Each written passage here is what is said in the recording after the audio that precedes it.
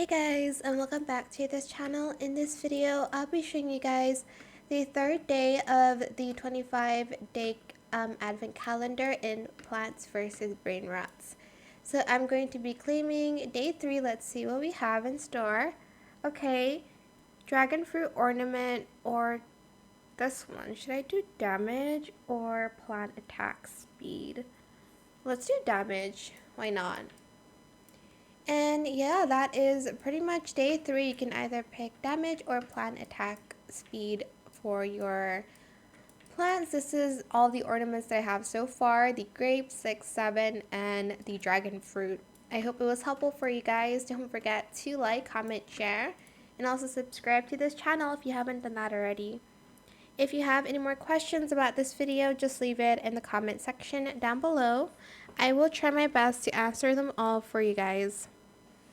And if you found this video helpful, please click the thanks button as well. That is it. Thank you so much for watching. Bye!